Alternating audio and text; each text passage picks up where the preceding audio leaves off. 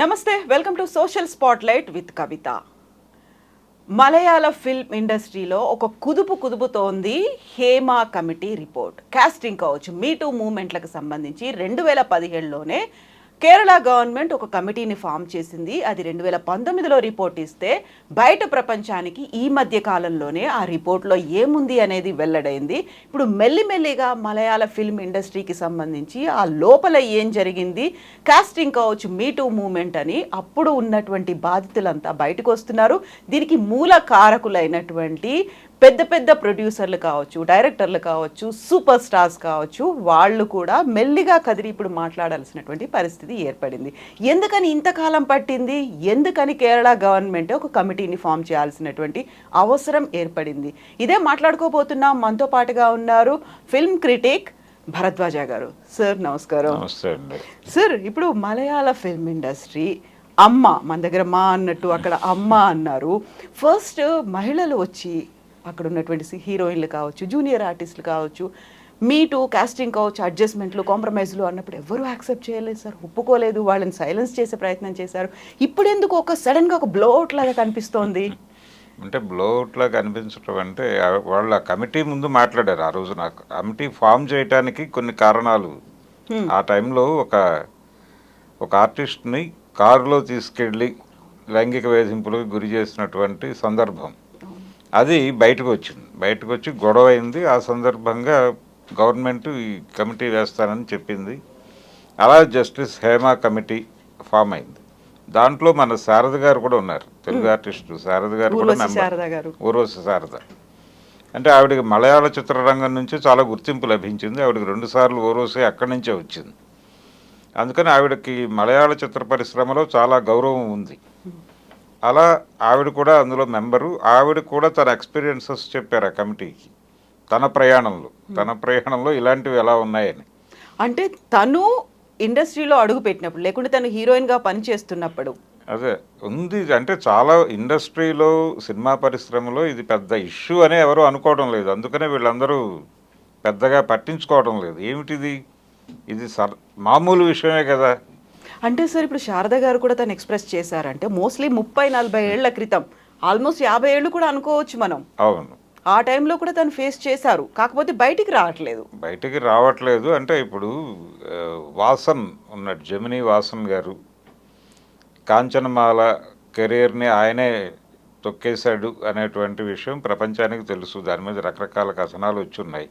ఇలా అంటే ఫీమేల్ మీద ఆ రకమైనటువంటి హెరాస్మెంట్ ఉంది ఇండస్ట్రీలో అనేది తెలుసు. అయితే అన్ని చోట్ల ఉంది కదా అనేది, ప్రతి ఇండస్ట్రీలోనూ ఉంది, ప్రతి చోట. ఇక్కడ ఒక మాట అడుగుతారండి, కమిట్మెంట్ అనేటువంటి మాట.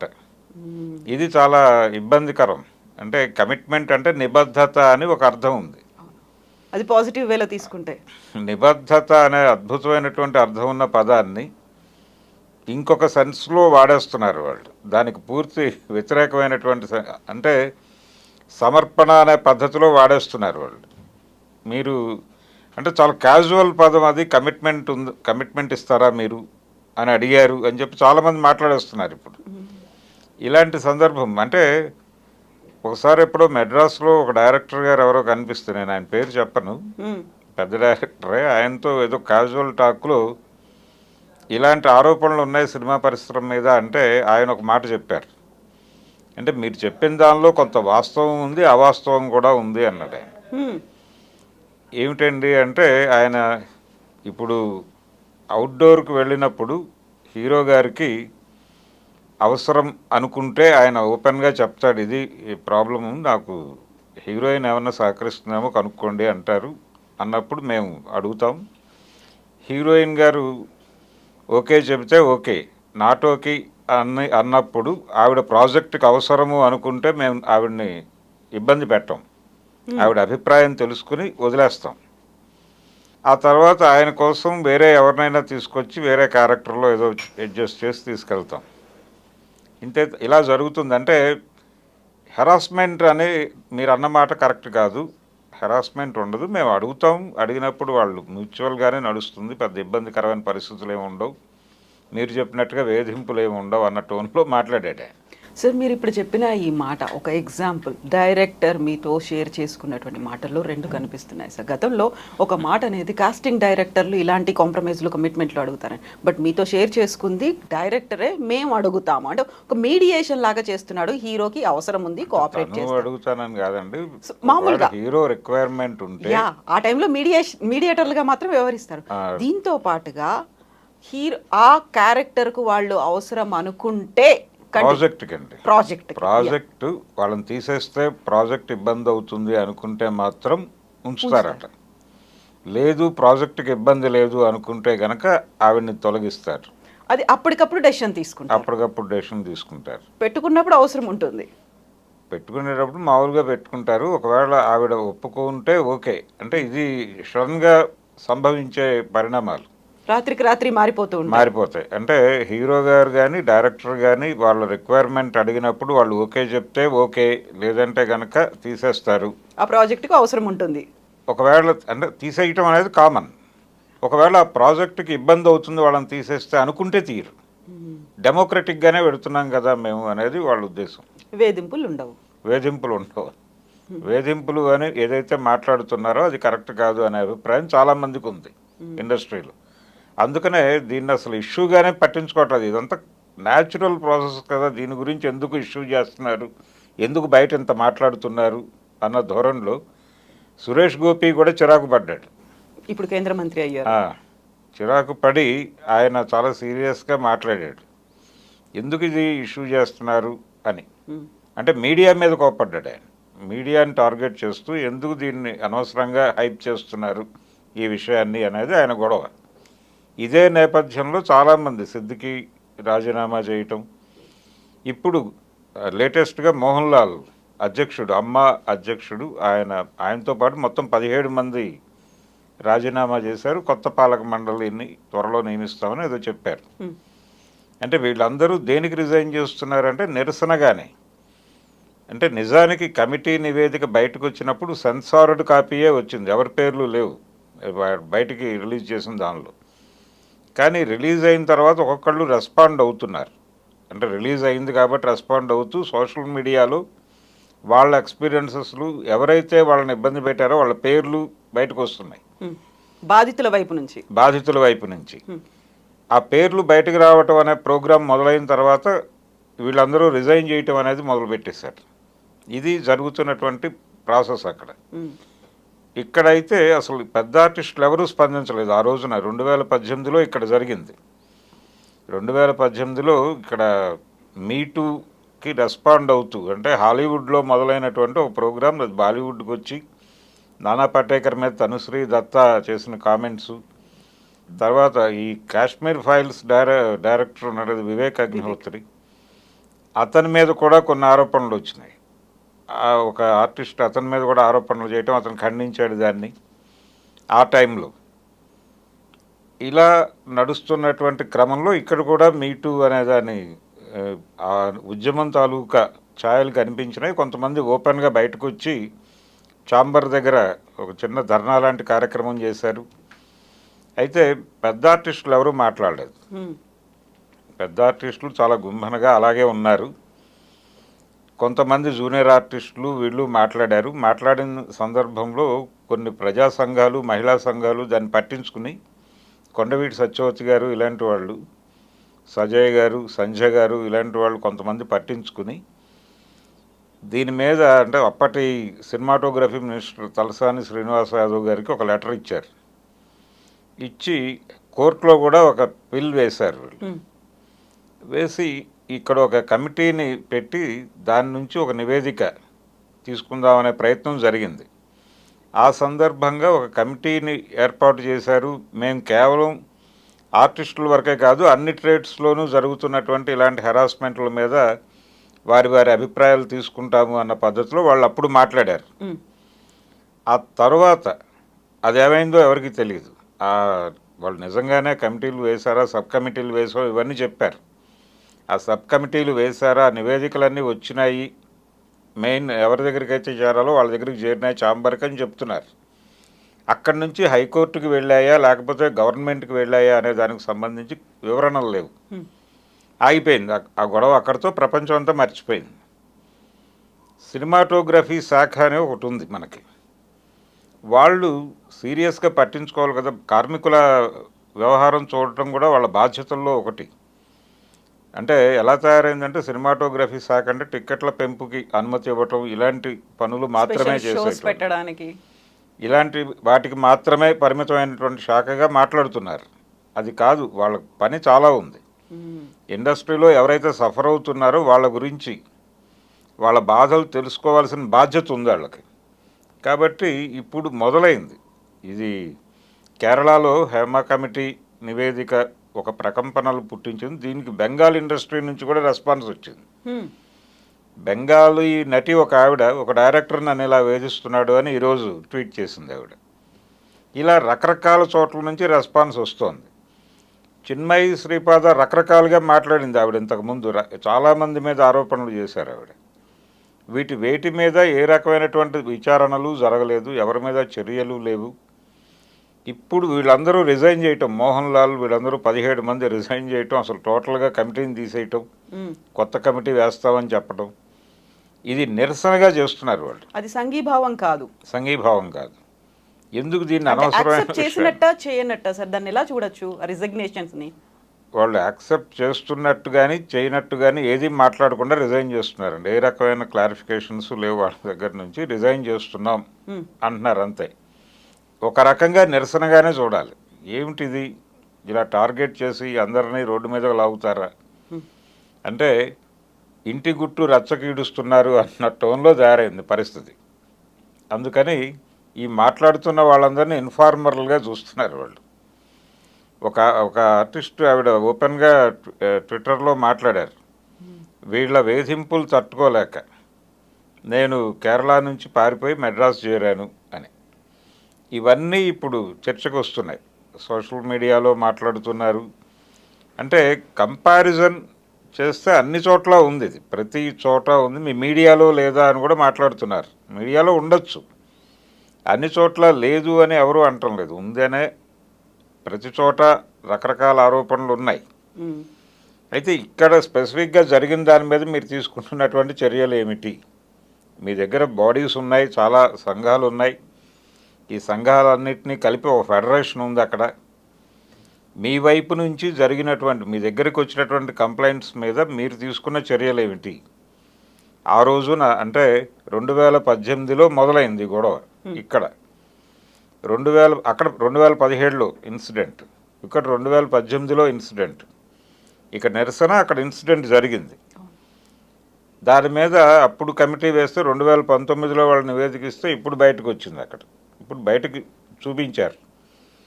ఇక్కడ అసలు కమిటీ పెట్టారా, సబ్ కమిటీలు పెట్టామన్నారు. ఆ నివేదికలు ఏమైపోయినాయో తెలియదు. అవి కోర్టుకి ఇచ్చారా, ఆ రోజున కోర్టులో వేశారు. వేసిన తర్వాత వీళ్ళు ఫాలోఅప్ చేయడానికి కూడా అవకాశం దొరకలేదు. అక్కడ ప్రజా సంఘాల వాళ్ళు వెళ్ళి అడగటానికి అక్కడ ఎవరిని అడగాలో అర్థం కాని పరిస్థితి ఇండస్ట్రీలో. ఇలాంటి ఒక గందరగోళం ఉంది.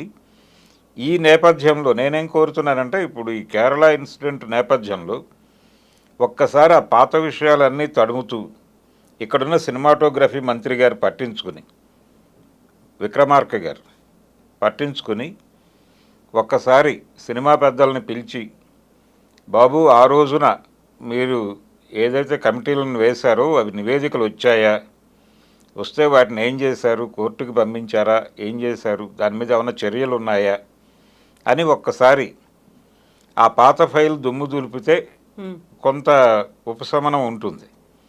అంటే ప్రతి చోట బూజు దులపాల్సినటువంటి అవసరం ఉంది. ఇది అన్ని చోట్ల ఉంది, ఒక కేరళలో మాత్రమే కాదు, ప్రతి చోట ఉంది. ఇప్పుడు కేరళలో జరుగుతున్న దాన్ని ఇప్పుడు ఎందుకు టాలీవుడ్కు పూసి మాట్లాడుతున్నారు అనే మాట వస్తుంది. ఇక్కడ అలాంటి ఇన్సిడెంట్స్ కానీ కంప్లైంట్స్ కానీ ఈ మధ్య కాలంలో రాలేదు కదా అని ఒక క్వశ్చన్ వస్తుంది. రాలేదు అనేది ఉంది, కానీ చాలామంది ఇంటర్వ్యూస్లో మాట్లాడుతున్నారు. అంటే ఈ మధ్య కాలంలో ఒక ఆర్టిస్ట్, ఒక ఆవిడ ఒక యూట్యూబ్ ఛానల్కి ఇచ్చినటువంటి ఇంటర్వ్యూలో ఈ తలుపులు కొట్టడం అనే కల్చర్ గురించి మాట్లాడారు. జయలలిత గారు ఇచ్చినటువంటి ఇంటర్వ్యూలో ఈ తలుపులు కొడతారు, వేధింపులు ఉన్నాయి అనే మాట ఆవిడ చెప్పారు. అలాగే సీనియర్ ఆర్టిస్ట్ అన్నపూర్ణ గారు కూడా ఒక ఇంటర్వ్యూలో అడ్మిట్ చేశారు, ఇలాంటివి జరుగుతాయి అని ఆవిడ చాలా లోపాయికారిగా అంగీకరించారు. అదే చాలామంది దీన్ని ఇదేదో విడిగా ఒక ఇష్యూగా చూడటం లేదు, దీన్ని వేధింపుగా అనుకోవడం లేదు, ఇది ఒక ప్రాసెస్గా చూస్తున్నారు. ఇదేదో జనరల్గా జరిగేటువంటి కార్యక్రమం కింద చూస్తున్నారు తప్ప దీన్ని ఎవరు ఇష్యూగా మాట్లాడుకోవడం లేదు. ఇది సరికొత్తగా జరుగుతోంది ఏం కాదు కదా, ఎప్పటి నుంచో ఉంది, సిన్స్ ఏజెస్ కంటిన్యూ అవుతోంది, అంతే అంతే. జనరలైజ్ ఇది సాంప్రదాయంలో భాగంగా మారింది, సాంప్రదాయమే, ఇదొక సాంప్రదాయం అన్నట్టుగా తయారైంది. ఇందులో తప్పే ఉంది, ఇది ప్రకృతి ధర్మము అన్న లెవెల్లో కూడా మాట్లాడే ప్రమాదం కనిపిస్తుంది ఇప్పుడు ఎవరైనా గట్టిగా మాట్లాడితే. అందుకని ఇప్పుడు కొంచెం సీరియస్గా పట్టించుకుని కాంగ్రెస్ ప్రభుత్వం ఎలాగూ కూల్చివేతలు హడావిడి చేస్తోంది కాబట్టి ఈ వేడిలోనే ఇది కూడా ఒక్కసారి సినిమా పరిశ్రమకు సంబంధించి ఆ పాత ఫైల్స్ ఏమైనాయి అనేది ఒక్కసారి పరిశీలి చేయగలిగితే ఈ కేరళకు సంబంధించినటువంటి గొడవ ఇక్కడ కూడా ప్రకంపనలు నెమ్మదిగా మొదలవుతాయి. అంటే బెంగాల్ నుంచి మొదలైంది కాబట్టి ఇక్కడ కూడా ఎవరో ఒకళ్ళు నోరు తెరిచి మాట్లాడటం జరుగుతుంది. ఆ రోజుల్లో ప్రజా సంఘాలు మాత్రం సీరియస్గా పట్టించుకున్నాయి. ఇప్పుడు మళ్ళీ తిరిగి వాళ్ళందరూ ఒక్కసారి వాళ్ళు కూడా యాక్టివేట్ అయ్యి ఇప్పుడు ఈ కాంటెక్స్ట్లో మళ్ళీ వాళ్ళందరూ రీఆర్గనైజ్ అయ్యి వాళ్ళు కూడా వెళ్ళి ఒకసారి అడిగితే బాగుంటుంది. ఛాంబర్ పెద్దల్ని అడగాలి, అలాగే సినిమాటోగ్రఫీ మంత్రి గారిని కూడా ఒకసారి కలిసి ఒక విజ్ఞప్తి ఇచ్చి, బాబు ఇది ఒకసారి చూడండి, ఈ ఫైల్ ఏమైందో చూడండి, మీకు కేవలం టిక్కెట్ల రేట్లు పెంచటము ఇలాంటి కార్యక్రమాలే కాదు, ఇవి కూడా చూడాల్సిన బాధ్యత ఒకటి ఉంది మీకు అని గుర్తు చేయాల్సిన అవసరం ఉంది. అది జరిగితే తప్ప ఇక్కడ గొడవ తీరదు. కానీ ఇక్కడ కూడా ఉంది, ఈ రోజుకి ఉంది, అది ఎప్పటి నుంచో ఉంది, అది ఉంటుంది, కంటిన్యూ అవ్వకుండా ఉంటే ఏం చేయాలి అంటే దానికి ఏం చేయాలి అనే దాని మీద మంచు లక్ష్మి గారు ఒక మాట అన్నారు ఈ మధ్య. అంటే నేను పూర్తిగా స్టడీ చేయలేదు కేరళకు సంబంధించిన వ్యవహారం అని చెబుతూనే నో చెబితే అయిపోతుంది కదా అన్నారు ఆవిడ. జస్ట్ సే నో అన్నారు ఆవిడ. మీరు నో చెప్పే పరిస్థితి లేకపోతే ఏమిటి పరిస్థితి అనేది ప్రశ్న. అందరూ నో చెప్పగలరా అంటే ఒక కార్నర్ చేసిన తర్వాత నో చెప్పే పరిస్థితి ఉంటుందా? ఆ కల్చరు, దానికి సంబంధించినటువంటి ఇతర విషయాలు అవన్నీ అంటే ఒక రకమైనటువంటి భూస్వామ్య వ్యవస్థలాగా ఒక కార్మికుడిని దోచుకోవటమే నా పని అని పెట్టుబడిదారుడు ఎలాగైతే అనుకుంటాడో అలాగే మహిళలను వేధించడం సహజంగా జరిగేటువంటి ప్రక్రియ అని అనుకుంటే పురుషుడు, ఆ పరిస్థితి పరిశ్రమలో ఉంది అనుకుంటే దాన్ని యాక్సెప్ట్ చేయగలరా ఎవరైనా ఓపెన్ డిబేట్లో? అవునండి, ఒక పురుషుడు ఒక స్త్రీ అడిగితే తప్పే ఉంది అని కనుక బలంగా ఆర్గ్యూ చేయగలరా ఓపెన్ డయాస్ మీద? చేసే పరిస్థితి ఉందా? అది చేయరు, మళ్ళీ హిపోక్రసీ వస్తుంది, వీళ్ళు చాలా విలువలు అవి అన్నీ మాట్లాడేస్తారు. కానీ ఈ విషయం దగ్గరికి వచ్చేసరికి మళ్ళీ చాలా గుంబనగా లోపల మాట్లాడుకోవాలి. అదేదో చిరంజీవి గారు ఆ మధ్య ఎక్కడో మా మీటింగ్లోనే అన్నారు, మంచి మైక్లో మాట్లాడండి, చెడు చెవిలో మాట్లాడండి అని. అలాంటి సిద్ధాంతాలు చెప్పేస్తారు. అందుకని టాలీవుడ్లో కూడా ఉంది ఇది, బాలీవుడ్లో ఉంది. ఆవిడ తనుశ్రీ దత్తా గారు ఆ రోజుల్లో ఒక ప్రకంపన పుట్టించారు, ఆవిడ మీద కూడా రకరకాల విమర్శలు వచ్చినాయి. ఆవిడ తన ఇమేజ్ పెంచుకోవడానికి ఎవరినో కార్నర్ చేయడానికి నానా పాటేకర్ని ఆవిడ టార్గెట్ చేశారు అని ఆవిడ మీద విమర్శలు వచ్చినాయి. ఆవిడ కూడా ఇక్కడ యాక్ట్ చేసి వెళ్ళారు తెలుగులో.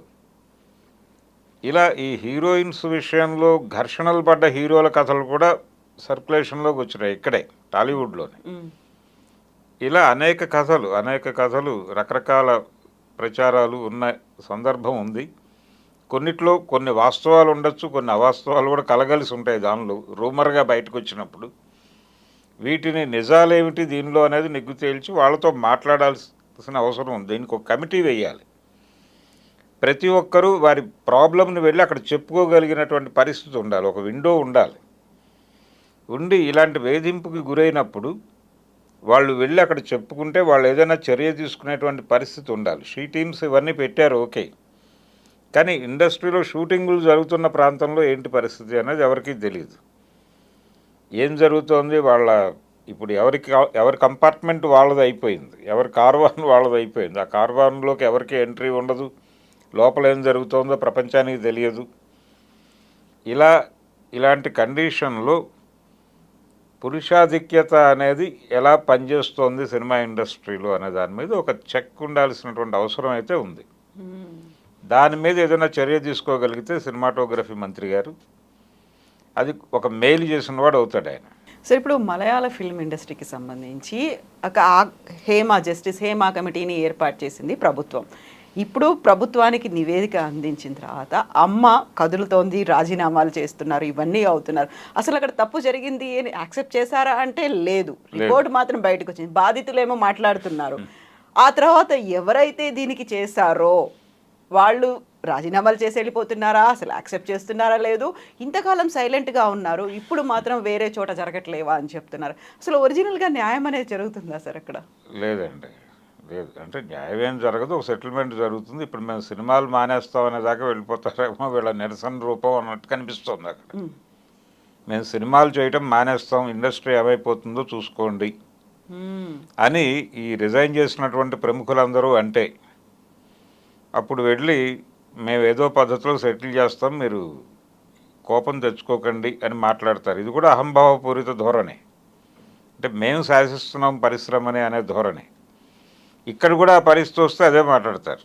మన హీరోలు కూడా అదే మాట్లాడతారు నిర్మోహమాటంగా.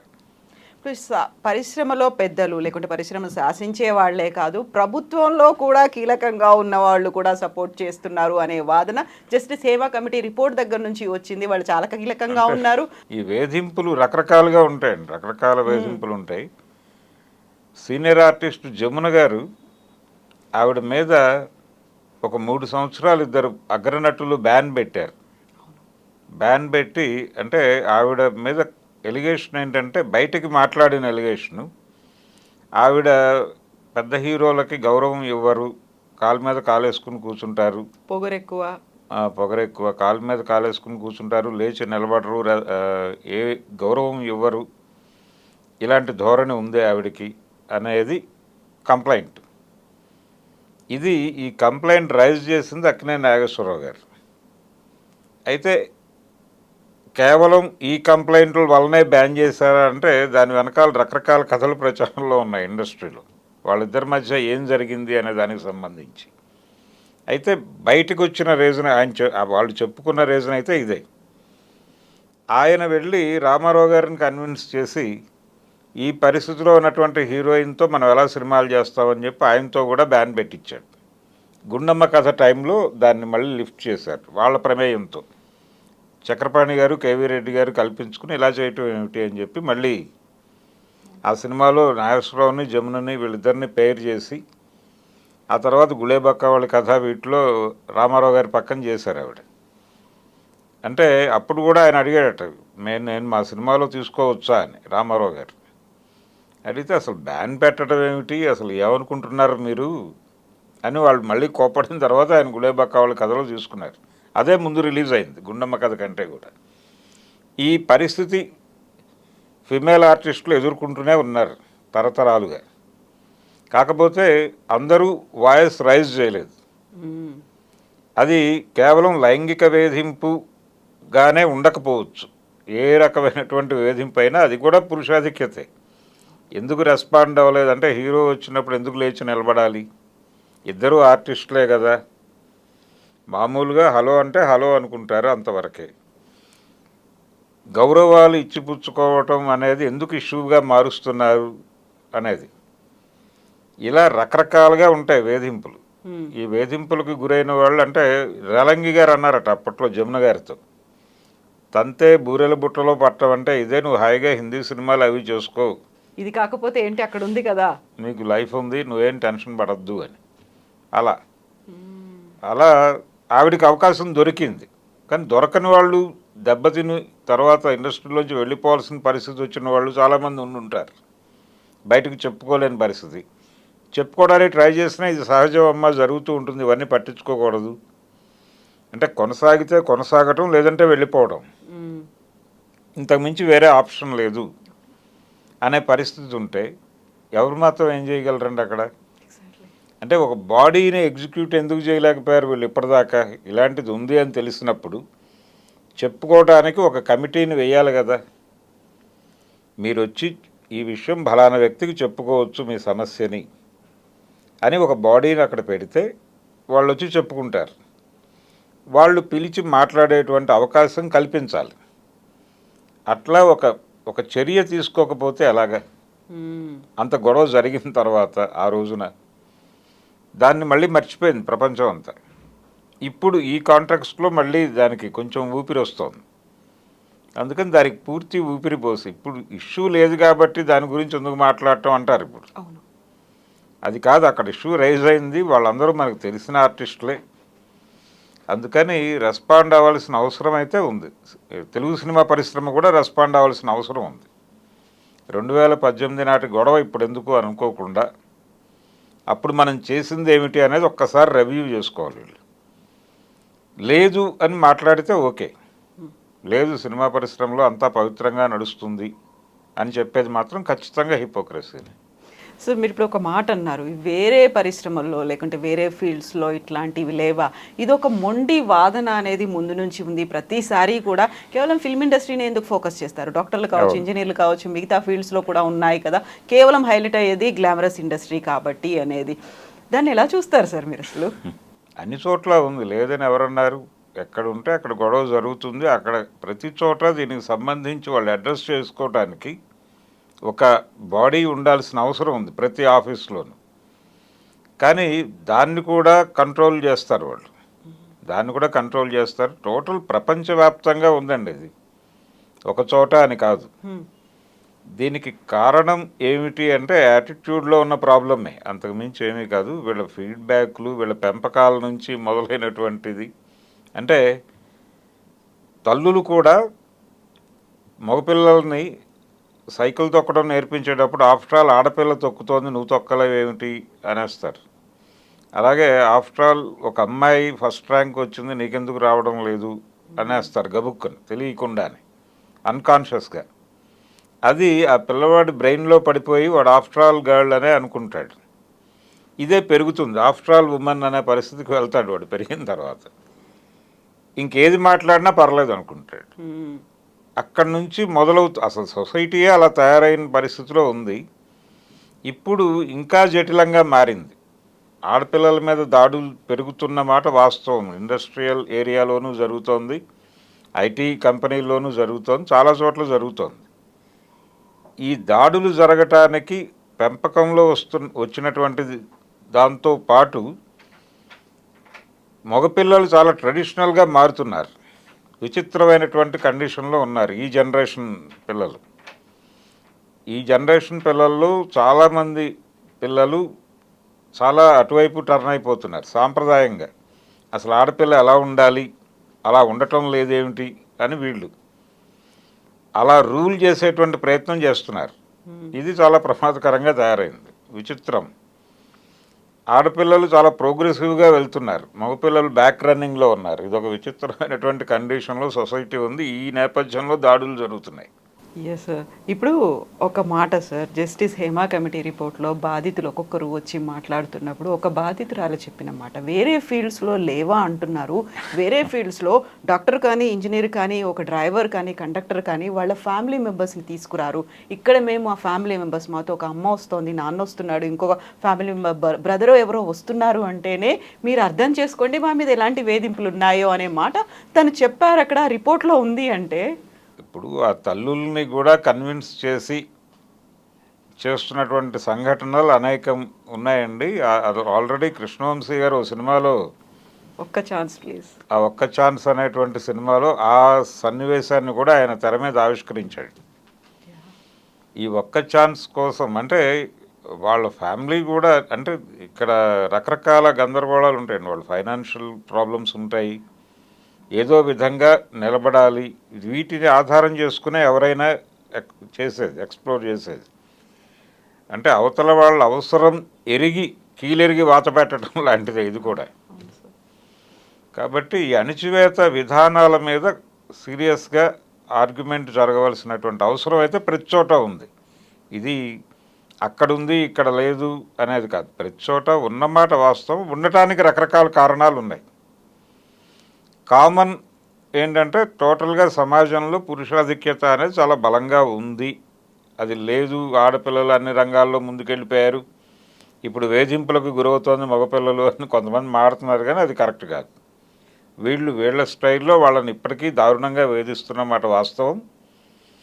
ఇప్పుడు అంటే మీరు ఒకటి గమనిస్తే సినిమా పరిశ్రమలో ఈ మధ్య కాలంలో వస్తున్నటువంటి ఫిమేల్ని విలన్గా చూపించిన సినిమాలు డబ్బులు చేసుకుంటున్నాయి.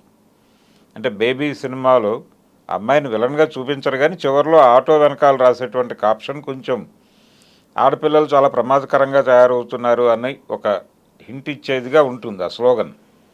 అది మెయిల్ యూత్ కనెక్ట్ అయింది. ఆ సినిమా థియేటర్కి వెళ్ళి టికెట్లు కొన్నదంతా మెయిల్ యూతే, ఆడపిల్లలు వెళ్ళలేదు ఆ సినిమాకి. నేను 3-4 థియేటర్స్ అబ్జర్వ్ చేశాను వెళ్ళి. మెయిల్ యూత్ ఉన్నారు, వాళ్ళు కేకలు అవి పెడుతూ సినిమా చూశారు, కేరింతలు కొడుతూ వాళ్ళు ఓన్ చేసుకున్నారు. అలాగే అంతకుముందు వచ్చినటువంటి RX 100 కూడా, అది కూడా మెయిల్ యూతే ఎంజాయ్ చేసింది ఆ సినిమాని. వాళ్ళే ప్రమోట్ చేశారు కూడా భుజాల మీద వేసుకుని. అంటే ఒక బ్యాక్ రన్నింగ్ పొజిషన్లో మెయిల్ యూత్ ఉంది. ఇది సామాజిక సమస్య కూడా. అందుకని ఆ రోజున ప్రజా సంఘాలు ప్రవేశించినాయి ఆ ఇష్యూలోకి 2018లో. ఇప్పుడు మళ్ళీ వాళ్ళే భుజాన వేసుకోవాలి ఈ కేసుని. కొండవీటి సత్యవతి గారు కావచ్చు, ఎవరైనా కావచ్చు. ఇప్పుడు సినిమాటోగ్రఫీ మినిస్టర్ కూడా అడ్రస్ చేయాల్సిన అవసరం ఉంది. దీన్ని అడ్రస్ చేయమని ఒక ప్రెజర్ తీసుకురావాల్సిన అవసరం ఉంది ఆయన మీద. Sir, thank you so much sir. Thank you sir, thank you.